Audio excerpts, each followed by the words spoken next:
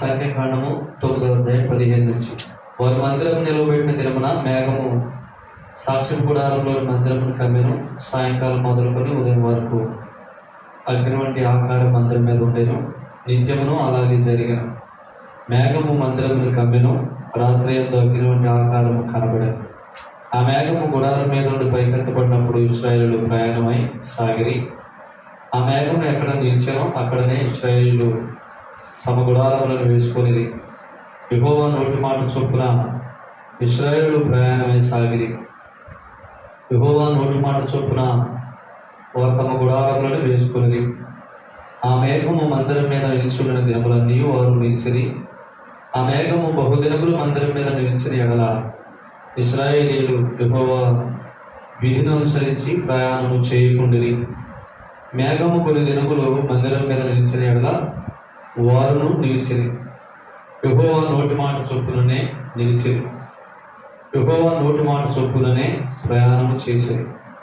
అలాగే మేఘము సాయంకాలం మొదలుకొని ఉదయం వరకు నిలిచిన ఎడల ఉదయమందు ఆ మేఘము పైకెత్తబడగానే వారు ప్రయాణం చేసిరి. పగలేమి రాత్రి ఏమి ఆ మేఘము పైకెత్తబడినప్పుడే వారు ప్రయాణం చేసిరి. ఆ మేఘము 2 దినములు కానీ 1 నెల కానీ ఏడాది కానీ తడం చేసి మందిరం మీద నిలిచిన ఎడల ఇశ్రాయేలు ప్రయాణము చేయక తమ గుడారములలో నిలిచిరి. అది ఎత్తబడినప్పుడు వారు ప్రయాణం చేసిరి. యెహోవా మాట చొప్పున వారు తమ గుడారములను వేసుకుని యెహోవా మాట చొప్పున వారు ప్రయాణం చేసిరి. మోషే ద్వారా యెహోవా చెప్పిన మాటను బట్టి యెహోవా ఆజ్ఞ అనుసరించి నడిచిరి. 9వ అధ్యాయం 1 నుంచి కొన్ని వచనాలు చూడండి. ఐగుప్తు దేశం నుండి వారు వచ్చిన తర్వాత 2వ సంవత్సరము 1వ నెలలో యెహోవా సీనాయి అరణ్యమందు మోషేకి ఇలా సెలవిచ్చెను. ఇశ్రాయేలు పస్కా పండుగలు దాని నియామక కాలమందు ఆచరింపవలెను. దాని నియామక కాలమున అనగా ఈ నెల 14వ దినమున సాయంకాలం మందు దానిని ఆచరింపవలెను. దాని కట్టలన్నిటిని బట్టి దాన్ని విధులన్నిటిని బట్టి మీరు దాన్ని ఆచరింపవలెను. ప్రార్థన చేద్దాం.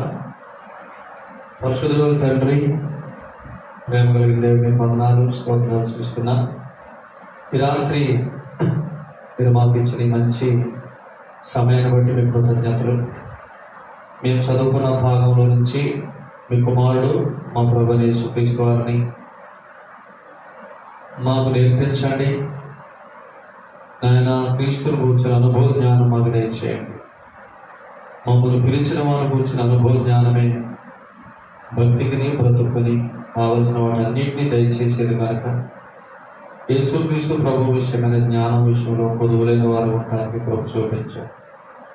క్రీస్తే మా జీవమని, క్రీస్తే మా సర్వమని ఎరిగి ఆయన హత్తుకొని జీవించడానికి ప్రభు చూపించారు. ప్రేమగా యేసు ప్రభుని మాకు నేర్పించండి, మాకు వినిపించండి, మాకు ప్రత్యక్షపరచండి.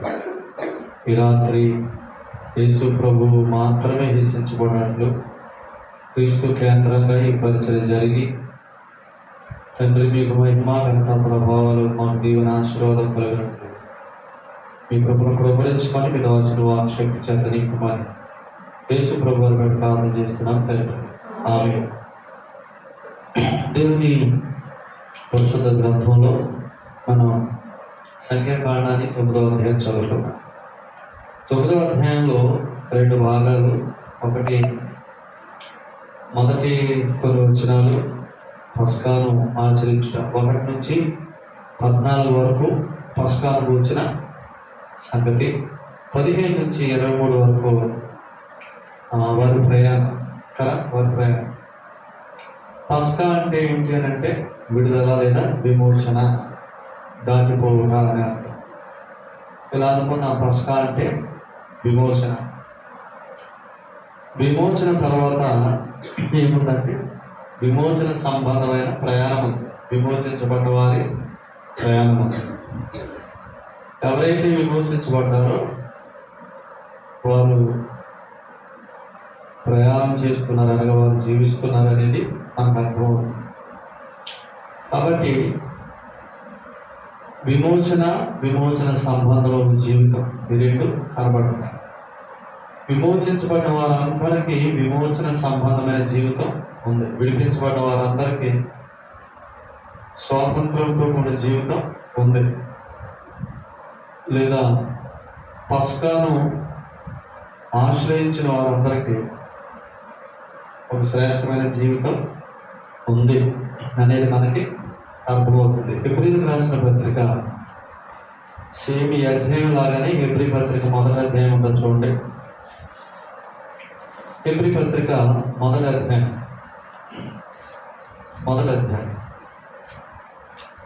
3-4 వచనాలు చదవండి. ఆయన దేవుని మహిమ యొక్క తేజస్సును ఆయన తత్వం యొక్క మూర్తిమంతమునై ఉండి తన మహత్తు గల మాట చేత సమస్తమును నిర్వహించుచు పాపముల విషయంలో శుద్ధీకరణ కార్యం చేసి దేవదూతల కంటే ఎంత శ్రేష్టమైన నామం పొందినో వారి కంటే అంత శ్రేష్ఠుడై ఉన్నత లోకమందు మహామగుడు దేవుని కుడిపార్శ్వమున కూర్చుండెను. ఇదేంటిది? విమోచన. అక్కడ ఇక్కడ ఏం చేశాడు యేసుక్రీస్తు ప్రభువారు? ఈ సంగతి ఎవరి గురించి రాయబడింది? కుమారుడు అనగా ప్రభు యేసుక్రీస్తు వారి గురించి రాయబడింది. యేసు ప్రభువారు ఏం చేశారనంటే పాపముల విషయంలో శుద్ధీకరణం చేశారు. ఈ వచనాల్లో పాపముల విషయంలో శుద్ధీకరణం చేసిన యేసు ప్రభు శ్రేష్ఠుడని, శ్రేష్టమైన నామం పొందినవాడని, దేవదూతల కంటే శ్రేష్ఠుడని, ఉన్నత లోకంలో మహామగుడు దేవుని కుడిపార్శ్వన కూర్చున్నవాడిని మనం చూస్తున్నాం. అయితే ఇక్కడ పాపముల విషయంలో శుద్ధీకరణం చేశాడనేది ఏం తెలియజేస్తుంది చెప్పండి? మన ప్రభు యేసుక్రీస్తు మన పస్కా పశువు అని తెలియజేస్తుంది.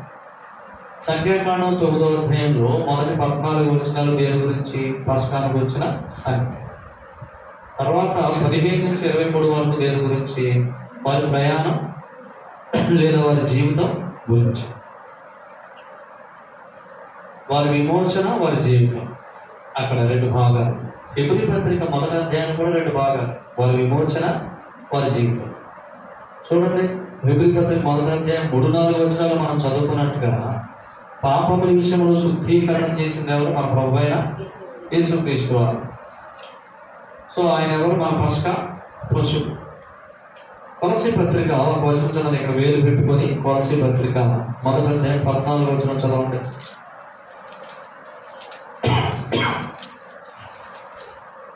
కొలసీ పత్రిక మొదటి అధ్యాయం 14 వచనం. ఆ కుమారుని యందు మనకు విమోచనము అనగా పాప క్షమాపణ. చూసారా? కుమారుని యందు మనకి ఏం కలుగుతుంది? విమోచనం కలుగుతుంది. విమోచనం అంటే ఏమని చెప్పాడు? పాప క్షమాపణ అని అన్నాడు. హెబ్రీ పత్రిక మొదటి అధ్యాయంలో ఎవరి గురించి మాట్లాడుతున్నాడు? ఆ కుమారుని గురించే మాట్లాడుతున్నాడు. ఎవరి కుమారుడు? యేసుక్రీస్తు. ఏం చేశాడు? పాపముల విషయంలో శుద్ధీకరణము తానే చేసి. తానే అంటే ఆయన ఒక్కడే అని, అంతే కదా? తానే చేసి అంటే ఆయన తప్ప ఎవరు చేసేవారు లేరు. ఆయనే చేసి ఇప్పుడు ఏం చేశాడు? పాప మనుషులో శుద్ధీకరణ చేశాడు. ఇప్పుడు ఆయన పరలోకంలో కూర్చున్నాడు కదా, ఉన్నత లోకమందు కూర్చున్నాడు. పాపముల విషయంలో శుద్ధీకరణ చేసిన యేసు ప్రభు ఉన్నత లోకంలో కూర్చున్నాడు. ఇప్పుడు చదవండి 14 వచనం చదవండి. హెబ్రీ పత్రిక మొదటి అధ్యాయం 14 వచనం. వీరందరూ రక్షణయను స్వాస్థ్యము పొందబో వారికి పరిచారము చేయుటకై పంపబడిన దేవుని సేవకులైన ఆత్మలు. ప్రేమ మాట కనబడింది మీకు. రక్షణయను స్వాస్థ్యము కనబడిందా? ఏంటది? రక్షణయను స్వాస్థ్యము అంటే దీన్ని ఇలా అనుకోండి. రక్షణయను స్వాస్థ్యం అంటే రక్షింపబడిన వారి జీవితము లేదా రక్షింపబడిన వారి జీవిత విధానం అని. అంతేనా? రక్షణయను స్వాస్థ్యం. ఈ అధ్యాయంలో రక్షణ అంటే ఏంటి? మొదటి అధ్యాయం 4వ వచనమేమో పాప విషయంలో శుద్ధీకరణం చేశాడు. పాప విషయంలో శుద్ధీకరణం చేయడానికి ఏమన్నా? రక్షణ లేదా విమోచన అన్నా. కొలసీ పత్రిక మొదటి అధ్యాయం 14వ వచనం ప్రకారం ఆ కుమారుని యందు మనకు విమోచన అనగా మన పాపములకు క్షమాపణ మనకు కలిగి ఉన్నది. పాప క్షమాపణ కలిగింది, రక్షించబడ్డాం. ఆ తర్వాత ఏముంది? 14వ వచనంలో రక్షణ స్వాస్థ్యం ఉంది. రక్షించబడిన వారందరికీ ఏముంది? రక్షణ స్వాస్థ్యం. రక్షణ స్వాస్థ్యం అంటే ఏమనుకున్నా, రక్షించబడిన వారి యొక్క జీవితం, దాన్ని ఏమంటాం రక్షణ స్వాస్థ్యం. ఇప్పుడు జాగ్రత్తగా ఉంటే ఈ హెబ్రీ పత్రిక 1వ అధ్యాయం 4వ వచనంలో ఆఖరి మాట ఒకసారి చదువుతుంటే, పాపముల విషయంలో శుద్ధీకరణము తానే చేసి పట్టుకోండి, దేవదూతల కంటే ఎంత శ్రేష్టమైన నామం పొందునో వారి కంటే అంత శ్రేష్ఠుడై ఉన్నత లోకమందు మహామగుడు దేవుని కొడుకు వర్షమున కూర్చున్నాడు. చూసారా, ఇప్పుడు ఎందుకు కూర్చున్నాడు అక్కడ? ఇప్పుడు పాప విషయంలో శుద్ధీకరణం చేశాడు, రక్షించాడు. రక్షించబడిన వారందరికీ రక్షణ స్వాస్థ్యం ఉన్నది కదా, రక్షణ స్వాస్థ్యం ఉంది. ఇప్పుడు వారిని కనానులో ఉంచుతాను, కనానును మీకు నిత్య స్వాస్థ్యంగా ఇస్తానని, అబ్రహాము పిల్లలైన ఇశ్రాయేలులకు కనానును నిత్య స్వాస్థ్యంగా ఇస్తానని ఎప్పుడు చెప్పాడు? ఇప్పుడు చెప్పాడు. ఎవరితో చెప్పాడు? అబ్రహాముతో చెప్పాడు. అబ్రహాముతో చెప్పిన ఎన్ని సంవత్సరాలకి వారిని విడిపించాడు? 430 సంవత్సరాలకి, అంతేనా? అసలు ఇశ్రాయేలు ఐగుప్తు నుంచి విడిపించబడటానికి ముందు 430 సంవత్సరాలకు ముందే ఆదికాండం 15వ అధ్యాయంలో ఏమని చెప్పాడు దేవుడు అబ్రహాముతో? నీ సంతానం వారు తమను కాని దేశంలో 430 ఏళ్ళు శ్రమ పడతారు, ఆ దేశపు జనులు వారి రాజులు వారిని ఇబ్బంది పెడతారు, అయితే నేను ఆ తర్వాత వారిని విడిపిస్తాను, వారిని ఒక మంచి దేశానికి నడిపిస్తాను అనేది ఎప్పుడు చెప్పాడు? అసలు వీళ్ళు విడిపించడానికి ముందే ఆయన చెప్పాడు కదా, అవునా కదా? సో అలాగనే మన రక్షణ అనేది కూడా ఎప్పుడో ఉంది. అర్థమైంది? అబ్రహాము వాగ్దానం చేశాడు, అబ్రహాము వాగ్దానం బట్టి ఆయన వారిని విడిపించాడు. ఇప్పుడు అదే పందాలలో మన రక్షణ కూడా ఆయన వాగ్దాన రూపంగా ఇచ్చాడు. ఇప్పుడు మన రక్షణ ఎలా కలిగింది? కుమారుడు ద్వారా కలిగింది. అసలు ఈ కుమారుని గురించి కూడా ఎవరికి వాగ్దానం చేశాడు? అబ్రహాముకి వాగ్దానం చేశాడు. ఏమన్నాడు? నీ సంతానం మూలముగా భూలోకమందున వంశాన్ని నీకు నేను ఏం చేస్తానన్నాడు? ఆశీర్వదిస్తానన్నాడు. చదవండి గలతీ పత్రిక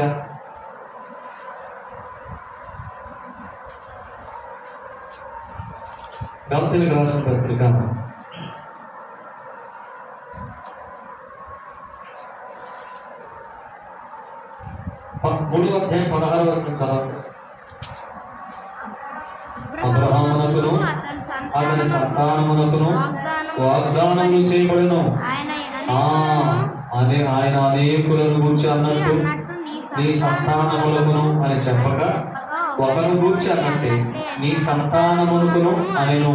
ఆ సంతానము జాగ్రత్త పట్టుకోండి. అబ్రహాంకి ఏం చేశాడు? నీ సంతాన మూలంగా భూలోకమందున వంశాలన్నింటినీ ఆశీర్వదిస్తానన్నాడు. అబ్రహాము సంతానంలో చాలా మంది గురించి మాట్లాడేది ఈ వాగ్దానం. ఎవరి గురించి మాట్లాడాడు? అబ్రహాము సంతానమని యేసుక్రీస్తు ప్రభు గురించి మాట్లాడాడు. అబ్రహాము సంతానంగా ఈ లోకానికి రాబోతున్న యేసు ప్రభు ద్వారా భూలోక వంశాలన్నీ ఆశీర్వదిస్తానన్న వాగ్దానం ఎవరికి చేశాడు? అబ్రహాముకు చేశాడు. ఇప్పుడు అబ్రహాము చేసింది ఎవరు కూర్చిన వాగ్దానం? కుమారుని కూర్చిన వాగ్దానం. ఆ కుమారుడు ఎవరి నుంచి వస్తాడు? అబ్రహాము సంతానంగా వస్తాడు. అబ్రహాము సంతానం కూర్చిన యేసుక్రీస్తు ప్రభువు భూలోకానికి ఏమవుతాడు? ఆశీర్వాదం అవుతాడు. ఎందుకు? ఆ కుమారుడు ఏముంది చెప్పండి? విమోచనము ఉన్నది. కుమారుడిని ఎంతమంది కొరకు అనుగ్రహించాడు దేవుడు? అంతేకాదా? యోహాను 3:16 దేవుడు లోకమును ఎంతో ప్రేమించాడు, తన అద్వితీయ కుమారుని విశ్వాసం ప్రతి వాడును నశింపక నిత్య జీవం పొందినట్లు ఆయనను చూసారా? అర్థమైంది? దేవుడు లోకాన్ని ప్రేమించి లోకమంతటి వరకు ఎవరిని పంపించాడు? కుమారుడిని పంపించాడు. ఈ వాగ్దానాన్ని ఎవరికి ఇచ్చాడు? అబ్రహాముకి ఇచ్చాడు. ఇప్పుడు అబ్రహాము ద్వారా భూలోక వంశాలన్నింటినీ ఆశీర్వదించాలని అనుకున్నాడు. అబ్రహాము ద్వారా భూలోక వంశాలకి ఆశీర్వాదాన్ని ఇచ్చే ఆ సంతానం ఎవరు చెప్పండి? యేసుక్రీస్తు ప్రభు. అంటే అబ్రహాముకు చేసిన వాగ్దానంలో భూలోక వంశాలన్నిటికీ ఆశీర్వాదం ఉంది. ఆశీర్వాదం ఎవరు? ప్రభు అయిన యేసుక్రీస్తు. ఆ ఆశీర్వాదం ఎలా కలుగుతుంది? యేసుక్రీస్తు ప్రభునందు విశ్వాసము ద్వారా ఒక వ్యక్తి ఏమవుతున్నాడు? ఆ కుమారుని అందు ఏ కుమారుడు? దేవుడు అబ్రహాముకు వాగ్దానం చేసిన సంతానం అయిన యేసుక్రీస్తు ప్రభువునందు మనకు విమోచనము అనగా మన పాపములకు క్షమాపణ మనకు కలిగి ఉన్నది అని. సో ఇప్పుడు అబ్రహాము సంతానంలో భూలోక వంశానికి ఆశీర్వాదం అంటే అబ్రహాము చేసిన వాగ్దానంలో ఎవరెవరు ఉన్నారు చెప్పండి? అబ్రహాము పిల్లలు అంటే ఇశ్రాయేలీయులు ఉన్నారు. అనగా అబ్రహాము సంతానం, అబ్రహాము గర్భవాసాన రాని వారైన అనిజనులు కూడా మనం కూడా ఉన్నాం. అంతేనా కాదు? అబ్రహాము చేసిన వాగ్దానం ఎన్ని జనాలు ఉన్నాయి? దేవుని దృష్టిలో 2 జనాలు ఉన్నాయి. ఒకటి అబ్రహాముతో శరీరంగా సంబంధం ఉన్న ఇశ్రాయేలీయులు, అనిజనులు. అవునా కాదు? ఈ భూలోక వంశాలన్నింటిలో వీళ్ళిద్దరు ఉన్నారు లేదా? ఉన్నారు. కాబట్టి మీరు జాగ్రత్తగా వింటే, ఇప్పుడు విమోచనం అంటే ఏం చెప్పండి? పాపక్షమాపణ. అంతే. పాపక్షమాపణ తర్వాత ఏముంది? పాపక్షమాపణ అంటే విమోచన లేదా అదే రక్షణ. రక్షణ తర్వాత రక్షణ స్వాస్థ్యం ఉంది. సంఖ్యాకాండం 9వ అధ్యాయంలో మొదటి 14 వచనాలు ఏంటి? విమోచన. తర్వాత 15 నుంచి 23 వరకు వారి ప్రయాణం అంటే వారి జీవితం. అంటే ఇప్పుడు కూడా మీరు చదివితే విమోచన తర్వాత విమోచన సంబంధమైన జీవితం ఉంది. సో విమోచన సంబంధమైన జీవితానికి మూలం ఏంటంటే మీరు పస్కాను ఆచరించడానికి. దాని అర్థం ఏంటి? పస్కాను ఆచరించడానికి అర్థం ఏంటంటే వారు పస్కాను ఆచరిస్తున్నప్పుడు ఆయన ఏం జ్ఞాపకం చేసుకోమన్నాడు? నిర్గమకాండము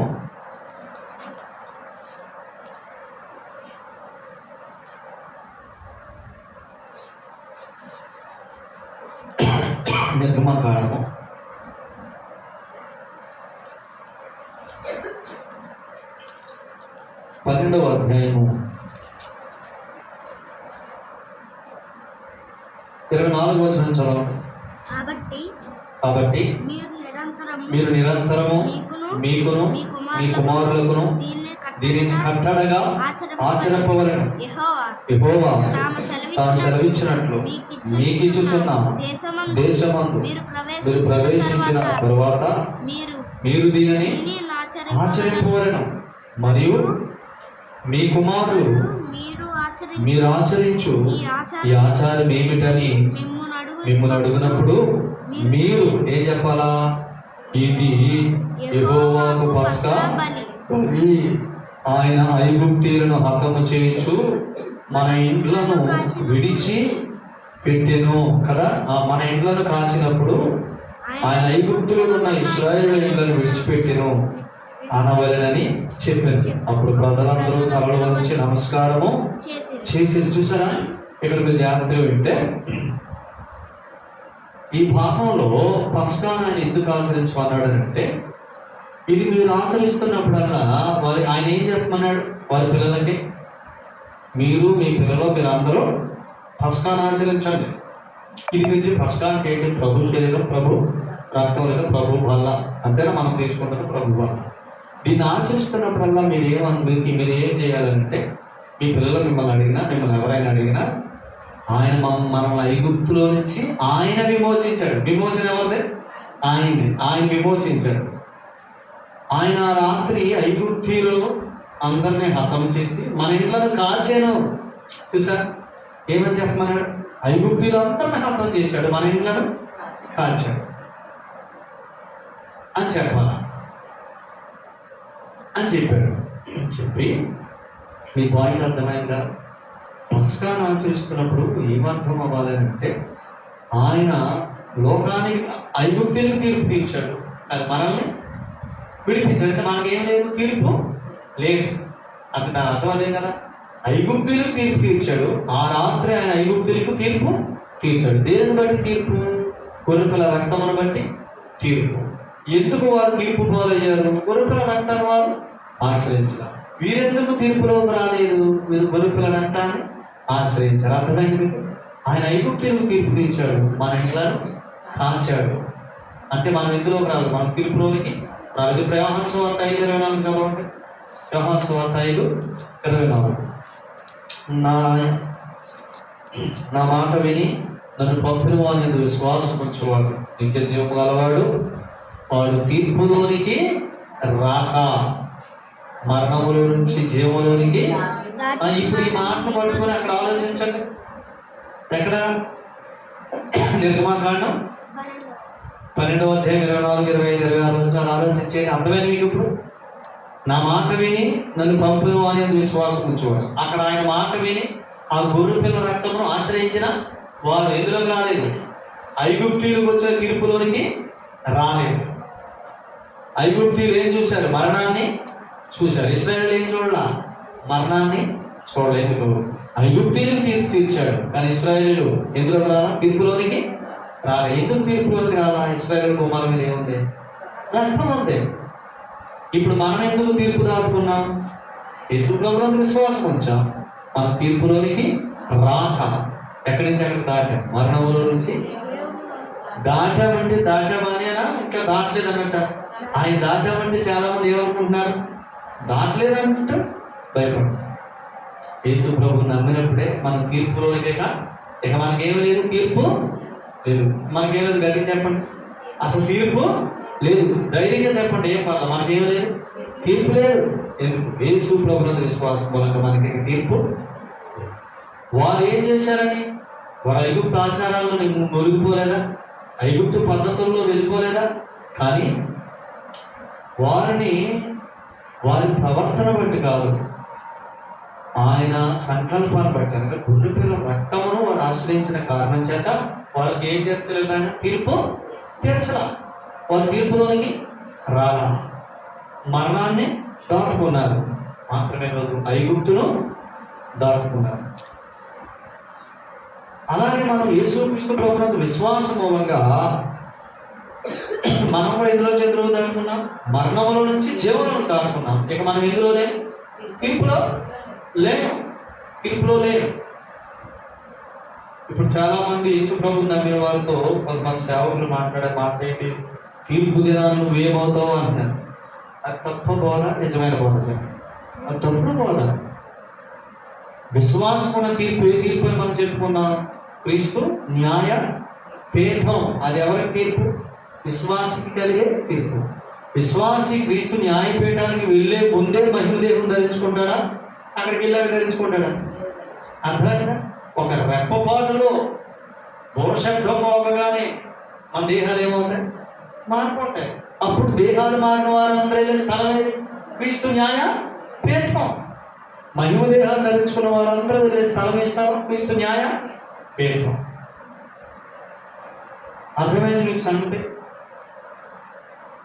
సో అందుకని యేసు ప్రభువుని నమ్ముకున్న వారికి ఉన్న తీర్పు క్రీస్తు న్యాయపీఠమే కానీ అది తీర్పు పీఠం కాదు.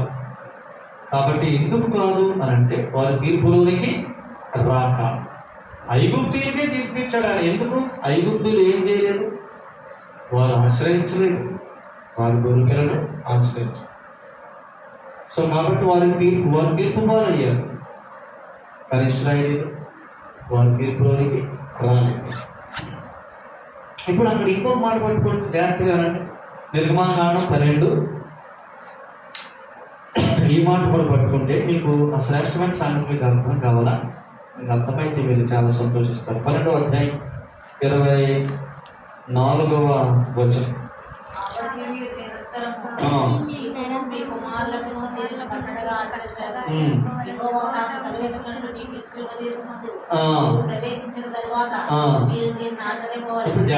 దీన్ని ఎప్పుడు ఆచరించాలా? ఆయన ఇస్తానన్న దేశంలో ప్రవేశించినప్పుడు. ఇప్పుడు జాగ్రత్త. ఇశ్రాయేలీయులు ఆ దేశంలో ప్రవేశించారా? ప్రవేశించరా. వాస్తవానికి వారిని ఐగుప్తు దేశంలోంచి పిలిపించారు. ఏమన్నాడు? నీకు నీ సంతానములకు నీ దేశాన్ని నిత్య స్వాస్థ్యంగా ఇస్తాను. నిత్య స్వాస్థ్యం అంటే వారు ఎల్లప్పుడూ ఎక్కడ ఉండాలా?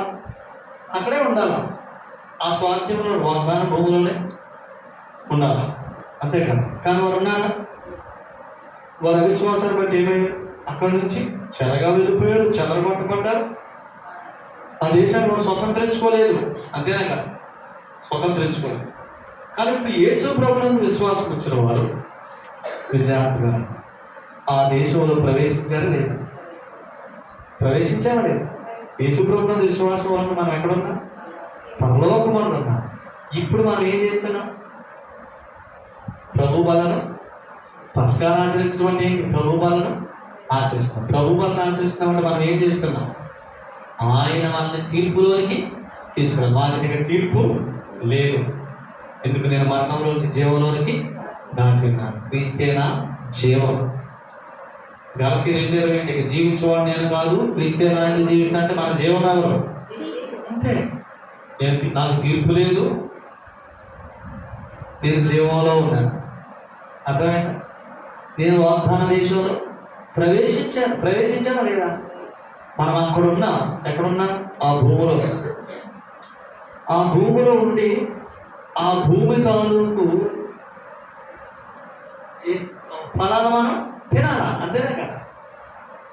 అక్కడ ఏమన్నాడు? అది పాలు తేనెలు ప్రవహించు దేశం. అవునా? అక్కడ ఏముంది? అంజూర పొడలు. అక్కడ ఒక ద్రాక్షాగరని ఎంతమంది మోసుకొచ్చారు? కావిడి కట్టుకొని ఇద్దరు మోసుకొచ్చారు. అంటే చూడండి ఎంత శ్రేష్టం. ఆ ఫలాలు ఇప్పుడు ఆల్రెడీ ఆ దేశంలో ఉన్నాం. మన పని ఆ దేశ ఫలాలన్నీ తినాలి. ఇప్పుడు మనం ఆ దేశ ఫలాలన్నీ తినాలంటే దాన్ని ఏమన్నాడు? ప్రయాణం లేదా జీవితం. ఇప్పుడు విశ్వాస జీవితం అంటే ఏంటి? ఆల్రెడీ విశ్వాసం ఎక్కడున్నాడు? వాగ్దాన దేశంలో ఉన్నాడు. విశ్వాసం అక్కడ ప్రవేశించాడు. మీరు అక్కడ ప్రవేశించిన తర్వాత దీన్ని ఆచరించండి. ఇప్పుడు విశ్వాసకి ప్రభు వాళ్ళు ఎందుకు ఇచ్చారు తెలుసా? ప్రభు పిల్లలు అసలు ఎక్కడున్నారు? ప్రవేశించారు. అందరూ ప్రవేశించారు, నమ్మిన వారందరూ. కానీ అందరూ ఆ ఫలాలు అనుభవించారు. సో ప్రవేశించిన వారందరికీ ఆయన ఏమిస్తున్నాడు? శరీరాన్ని ఇస్తున్నాడు. ఆ శరీరాన్ని మనం తింటున్నప్పుడు మనం ఏమని జ్ఞాపకం చేసుకోవాలా? ఆయన నన్ను తీర్పులో నుంచి దాటించాడు. నా శివమైన క్రీస్తులోని నన్ను ప్రవేశ పెట్టాడు. నన్ను పరలోకంలో క్రీస్తుతో కూర్చో పెట్టాడు. ఇప్పుడు ఆయన శరీరాన్ని తినటం ద్వారా పరలోకంలో యేసుప్రభు ఎట్టివాడు, నేను ఈ లోకంలో ఈ శరీరంలో అట్టి ఆరోగ్యాన్ని కలిగి జీవిస్తాను అంటే ఇప్పుడు చెప్పండి, ఆ దేశంలో ప్రవేశించిన వాళ్ళంటూ ఆ దేశం ఫలాలు తినాలి అక్కర్లేదు. అందుకని శరీరం ఆరోగ్యంగా విశ్వాసంతో మాట్లాడటం ద్వారా ప్రతిదాన్ని మనం ఏం చేస్తాం చెప్పండి. అంటే ఇప్పుడు ప్రభు వలన మనం ఎంత తేటగా వివేచించి తింటామో అంతగా ప్రయాణం బాగుంటుందా బాగోదు? మీరు ఎక్కడైనా చూడండి, పస్కా తర్వాత ప్రయాణం అంటే ఆయన ద్వారా నాకు కలిగిన విమోచన నేను ఎంత ఎక్కువగా మాట్లాడతానో అంత ఎక్కువగా నేను ఏం చేస్తాను? జీవిస్తాను. అంతేనా కాదు? జీవిస్తాను. అందుకని ఆయన ఇంకొక మాట అన్నాడు. ఇప్పుడు వారి ప్రయాణం అంతంలో ఏముందంట? పగలు మేఘము కమ్మింది, సాయంకాలం అయితే అగ్నిగా, అంటే పగలు మేఘముగా రాత్రి అగ్నిగా ఆయన వారిని ఏం చేశాడు చెప్పండి? నడిపించాడు. మేఘం అంటే చల్లదనం, అగ్ని అంటే రాత్రి వెలుగు. దీన్ని ఏమన్నాడు? ఆయన నడిపింపు, కొనసాగింపు. జీవితం అంటే ఏంటి? కొనసాగింపే కదా. చదవండి సంఖ్యాకాండం 14 సంఖ్యాకాండం 14వ అధ్యాయం